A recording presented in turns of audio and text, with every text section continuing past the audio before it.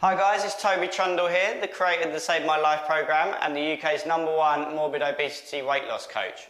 Today what I want to speak to you about, okay, is the question, what do I eat to lose weight, okay? And it's one of the most common questions I get asked all the time through emails, the website, Facebook, you name it. It's something that I get asked all the time, okay? And I think you guys are a little bit confused on what you need to be eating and what you need to be doing in order to lose weight, because there's so much information out there about high sugar, low carbohydrate diets, all the fad diets that use shakes and bars, as well as high fat diets and high protein diets, okay? There's so much information out there being thrown at you that I think some of you guys sometimes get a little bit confused with what you should be eating and what you shouldn't be eating, okay? And it very much tends to go in trends in the weight loss industry. So what I want to do today is go back to basics, okay, and give you the groundings on what you need to be eating, okay, in terms of your three food categories, which are your carbohydrates, your fat, and your proteins, okay, and that tends to be what our diet is made up of. Okay, so what we're going to do is we're going to start with carbohydrates, okay. Carbohydrates are sugar, and all carbohydrates are sugar, okay, so things like potatoes, pasta, rice, fruit, chocolate, it all comes under the same category, okay, and that is carbohydrates, okay. And carbohydrates are our body's main source of fuel, okay, so we actually need them in our body to function, and we actually need those carbohydrates, okay, in our system in order to lose fat. If we don't have carbohydrate in our system, then we can't actually get into that fat burning zone that we need to when we're exercising, or generally every day to day, okay, but we don't need a lot of them, okay, and we need the right types of carbohydrate. So, all carbohydrates are sugar, like we said, okay, so, but we can split them into two categories, okay, and this is high GI and low GI, and you might have heard about this before. High GI, okay, are fast absorbing, fast reacting carbohydrates, so these are things like your refined sugars that you'll find in packeted meals, chocolate, confectionery, crisps, anything like that, okay, all of that stuff is high GI, and what happens is that comes into your body and it gets absorbed really quickly and causes a big sugar response in your bloodstream, which causes your insulin to be released, which is your fat storage hormone, and if you're not burning that off straight away, then what it will do, it will store that as fat. Now, on the other side of that, we've also got low GI carbohydrates, okay, and these tend to be things like grains, sweet potatoes, vegetables, okay, all of those are sources of carbohydrates. They're still sources of sugar, but these are low GI, so these are slow absorbing, okay, and they're not going to give us that big sugar hit every time we eat them, which is going to cause our insulin levels to raise high enough for that to be stored as fat, okay, so we want to be keeping to low GI carbohydrates. So, good examples of low GI carbohydrates are anything in the brown category, so brown rice, brown pasta, even brown bread, but I would highly recommend sticking away from things like bread and pasta, okay, because they tend to contain something called gluten, which is the protein molecule in all carbohydrates, which breaks down and it clogs up your digestive system, okay, and actually slows your metabolic rate. So try and stick to gluten-free stuff where you can.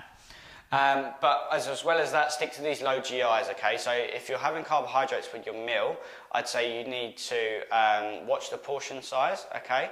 And also with that, keep to the brown stuff, okay? So brown pasta, brown rice, and sweet potatoes tend to be my favourite, but you can also get things in there like couscous, okay? Brown couscous as well, and they are slow absorbing, okay? So they're not going to be stored as fat by causing that big insulin response. So in terms of our carbohydrates, that's what we need.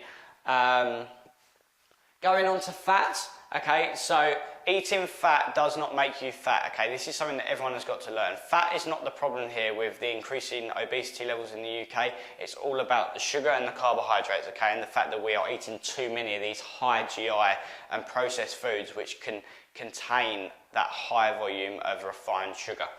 So, fats, okay, there is ones we need to stick away from, okay, we need to keep away from trans fats and saturated fats, okay, so trans fats are things like olive oil, okay, and palm oil, and what these are is they're a liquid form of a saturated fat, but when they go into our body they can actually cause our cholesterol to rise, okay, so we want to keep away from trans fats, and as well as that we want to keep away from saturated fats, okay, so saturated fats are things like dairy, okay, so cheese, and also we find saturated fat in red meat as well, okay? So red meat is another thing that we want to keep away from.